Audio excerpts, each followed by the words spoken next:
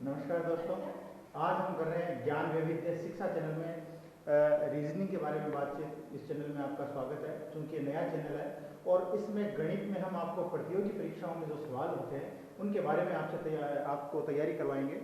मैं जो इस कक्षा में सवाल बताऊंगा वो आप निश्चित रूप से देखें और आपको बहुत पसंद भी आएंगे, क्योंकि ये जो सारे मैं ट्रिक्स बताऊंगा तो आप किन्हीं भी सवालों को मात्र कुछ सेकंड्स में हल कर सकते हैं। जो सवाल हमारे लिए टिपिकल होते हैं उनको कुछ सेकंड्स में हल करना। देखिए, आज मैं आपको बता रहा हूं रीजनिंग के अंदर क्यूब रूट घनमूल निकालना।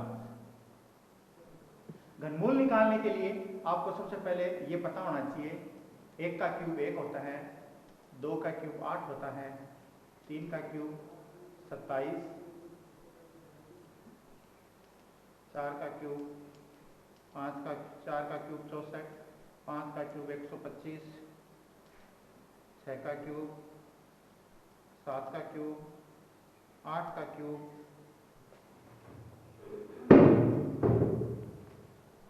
9 का क्यूब और 10 का क्यूब। ये हम पहले लिख लेंगे। इसमें 216, 343, 8 का क्यूब होता है 512, 9 का 729 और इसका 1000। तो ध्यान से देखें, ये जो है हमें इनका क्यूब निकालना है, घनमूल निकालना है। मैंने यहाँ पर 3 कर दिया घात में, ताकि इन सब प्रश्नों के सेकंड में ट्रिक के हिसाब से अपन इन सवालों को कैसे हल करें। ये एक संख्या है 5832। आपको इस तरह के प्रश्न में जो पूर्ण घन संख्या होती है, इसमें एक बात ध्यान रखनी है कि लास्ट की जो 3 संख्याएं हैं उनको अलग कर दीजिए। सबसे पहली बात मैंने आपको बताई, लास्ट की जो 3 संख्याएं हैं उनको अलग कर दीजिए। तो लास्ट की 3 संख्याएं 832 मैंने अलग कर दी। अब ये अलग है और ये 5 अलग है। आपको सभी सवाल में ऐसा करना है, लास्ट की 3 संख्याएं आपको अलग करनी है। अब देखिए, इसमें जो लास्ट में है 2, जो इकाई अंक का इधर से उसको लीजिए आप, और 2 का यहां पे आइए कि इसमें जो 1 का क्यूब 1 है, जो 2 का क्यूब है वो 8 है, इसी तरह से 3 का क्यूब ये है, तो 2 का क्यूब यहाँ पे लास्ट में 2 है, तो 2 का क्यूब क्या है 8 है। तो हम यहाँ पर पहली संख्या 8 ले लेंगे, यानी कि ये पहली संख्या हमें 8 मिल गई। अब जो 3 का जोड़ा बनाया था, इस 3 के जोड़े का काम अपना हो गया। अब जो एक संख्या अपने पास बची है 5, इसको आप लीजिए। तो देखिए, ये जो 5 है, तो आपको इसमें ये देखना है कि ये 5 जो है किन 2 संख्याओं के बीच में है। ये 5 1 और 8 के बीच में आता है। तो आपको क्या करना है, जो छोटी संख्या है वो लेनी है। 5 1 और 8 के बीच में आता है, तो हमने 1 लिया। 1 किसका है, घन किसका है 1 का, तो यहां पर क्या आंसर आ गया, 1 आंसर आ गया। यानी कि 18 गुणा 18 गुणा 18 5832 आ जाएगा। ये अपना घनमूल हो गया। एक और ट्राई करते हैं। फिर हमने ये लिया, इसमें भी अपन ने ये 3 संख्याएं अलग कर दी। लास्ट में क्या है 1, वो 1 लिया। 1 का क्यूब 1 का ही होता है, तो 1 का अपन ने यहाँ पर एक संख्या अपन को मिल गई, यहाँ पे 1 आएगा। अब देखिए, लास्ट में ये जो इकाई संख्या इस साइड से जो एक संख्या बची है, ये कितनी है 9 है। तो आपको ये देखना है कि 9 किन 2 संख्याओं के बीच में आता है। 9 इन 2 संख्याओं के बीच में आता है, तो हमें सिर्फ छोटी वाली संख्या लेनी है। तो 8 और 27 में छोटी संख्या अपने कितनी है 8 है। तो 8 का यहाँ पे जो 2 का क्यूब 8 होता है, तो यहाँ पे 2 है, तो यहाँ पे आपको 2 लिख देना है। यानी कि इसका जो आंसर आएगा वो 21 आ जाएगा। ठीक इसी तरीके से ये हमने अगली संख्या ली 952। 952 में 2 पकड़ा, ये 2 का क्यूब भी क्या होता है 8 होता है। तो यहाँ पर भी हम क्या लिख देंगे, वापस से 8 लिख दिया। एक संख्या हमको 8 मिल गई। अब बची क्या 21 बचा। 21 किन 2 संख्याओं के बीच में आता है, फिर 8 और 27 के बीच में ही 21 आता है। तो छोटी संख्या लेंगे 8, तो इसका भी क्या है 2 है, तो ये यहाँ पर भी 2 आ गया। तो इसका जो घनमूल है वो 28 हो गया।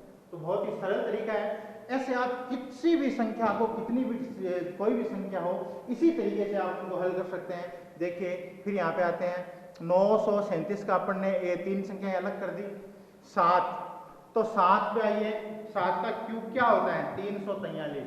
अब आपको यहाँ पर एक बात ध्यान रखनी है कि ये जो 343 है तो पूरी की पूरी 343 नहीं लिखनी है, सिर्फ इसका जो पहला अंक है इकाई अंक वो ही हमको लिखना है।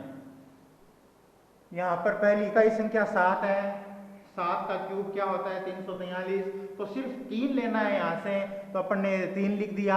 अब बच गया क्या 35, तो 35 किन दो संख्याओं के बीच में आता है 27 और 64 के, तो छोटी संख्या लेंगे 27, 27 किसका है 3 की घात 3 बराबर 27 होता है, तो यहाँ पे 3 आ गया, तो आंसर आ गया अपने पास 33। 33 इसका घनमूल होता है, 33 गुणा 33 गुणा 33 आपके पास ये संख्याएं आ जाएगी। इसी तरीके से अगला है 166, 375, संख्या बड़ी करते जा रहे हैं अपन, तो फिर से अपन ने 3 ही संख्या ली, 5 लिया, 5 का देखिए क्या होता है 125 होता है, 125 होता है, तो अपन सिर्फ क्या लेंगे लास्ट का एक अंक लेंगे, इकाई अंक लेंगे इधर से, तो यहाँ पर 5 ही आ गया वापस। और अब क्या है 166, तो 166 किसके बीच में आता है इन दो संख्याओं के बीच में आता है, छोटी संख्या ये है 125 है, तो ये किसका है 5 का, तो यहाँ पर फिर एक और 5 आ गया, यानी कि 55 इसका आंसर आ गया। एक संख्या अगली है 584, 4 लिया अपन ने, तो देखिए 4 इंटू 4 इंटू 4 क्या होता है 64 होता है, 64 का इकाई अंक 4 है, तो यहाँ पे 4 आ गया। और 830, 830 किसके बीच में है इन दोनों के बीच में है 729 और 1000 के, तो छोटी संख्या 729 है, ये 9 गुणा 9 गुणा 9 729 होता है, तो अपन 9 लेंगे यहाँ पे, तो यहाँ पर आ गया 9 आंसर, तो इसका जो आंसर है वो 94 आ गया, यानी कि 54। इसी प्रकार आपको और बड़े सवाल इसमें करने हो तो ये जो है 10 की क्यूब, इसका 11 की क्यूब आगे करते जाइए, 12 का क्यूब, 11 का क्यूब, 11 का क्यूब और 12 का क्यूब करता जाइए अपन, 1331 और 1728 आ गया। अब वो सवाल भी करते हैं, अपन ने लिया 208, 3 लास्ट वाली 3 संख्या, पहली संख्या पकड़ी 8, तो देखिए 8 पे आइए, 8 इंटू 8 इंटू 8 512 होता है, तो इसका 2 लिया हमने, पहली संख्या इसकी 2 ली। अब 1061, तो 1061 किसके बीच में आता है इन दो के बीच में आता है, तो ये 1061 यानी छोटी संख्या लेंगे 1000, तो 1000 किसका है 10 का है, तो यहाँ पर क्या आ जाएगा 10 आ जाएगा, तो ये अपना 102 इसका आंसर आ जाएगा।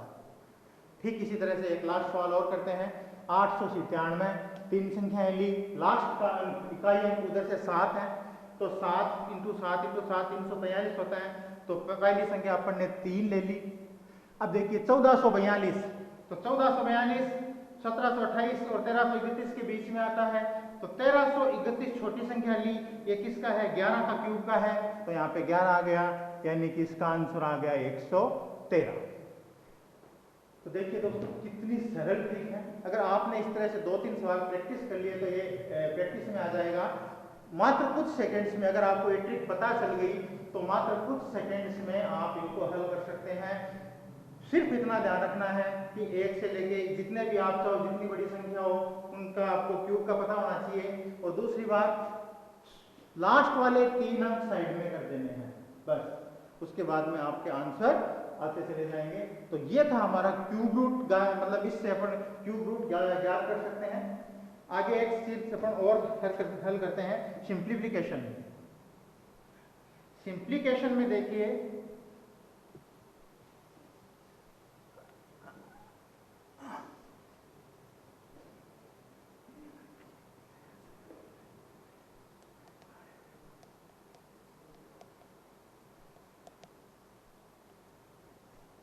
सिंप्लीफिकेशन कुछ प्रतियोगी परीक्षा में सवाल आते हैं जो मैं नोट करता हूं। देखिए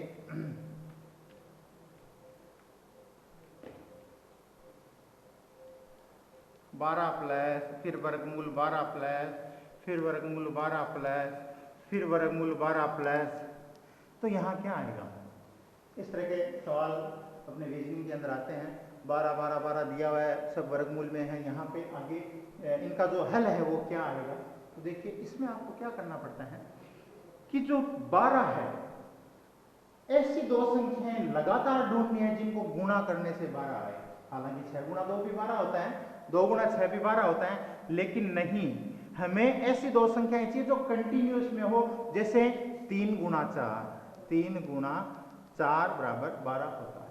तो इस तरह के सवालों में आपको ऐसी दो संख्याएं लेनी है जिनको कंटिन्यू गुणा करने पे वो संख्या आ जाए। तो 3 को 4 से गुणा किया तो अपने पास 12 आ गया। अब इसमें आपको क्या करना है कि जो संख्या बड़ी है, 3 और 4 में बड़ी संख्या 4 है, तो इसका जो आंसर आएगा वो 4 आ जाएगा।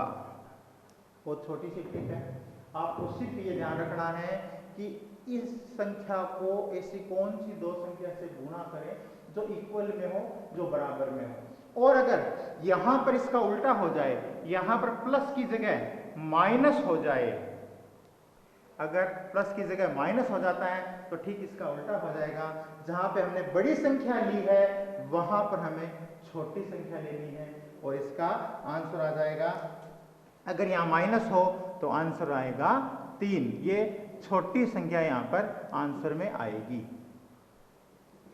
तो बहुत साधारण सी ट्रिक है, अगर यहाँ पे माइनस होगा तो आपको छोटी संख्या लेनी है, अगर यहाँ पे प्लस होगा तो आपको बड़ी संख्या लेनी है। वर्गमूल के अंदर 12, फिर माइनस, फिर वर्गमूल के अंदर 12, ऐसे चलते जाएंगे। तो इस तरह से अपन इस सवाल को हल कर लेंगे। लेकिन इस कंडीशन में अगर कोई सवाल ऐसा आ जाए कि जिसमें जिनका पूरा पूरा गुणा नहीं होता हो, तो एक सवाल वो और देख लेते हैं अपन। अगर ऐसा आ जाए अंडर रूट में 7 प्लस फिर अंडर रूट में 7 प्लस फिर अंडर रूट में 7 प्लस फिर अंडर रूट में, इस तरह से। अब 7 एक ऐसी संख्या है कि किन्हीं भी दो संख्या को कंटिन्यू गुणा करने पे 7 नहीं आते हैं। तो उसके लिए एक छोटा सा फॉर्मूला है, वो मैं आपको बता देता हूं। वो है 1 प्लस अंडर रूट में 1 प्लस 4x बट्टा 2। ये फॉर्मूला आपको याद रखना है। 1 प्लस अंडर रूट में 1 प्लस 4x बटा 2।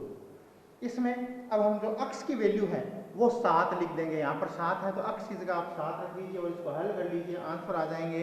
यानी कि 1 प्लस 4 गुणा 7 बट्टा 2, फिर आएंगे 1 प्लस अंडर रूट में 29 बटा 2।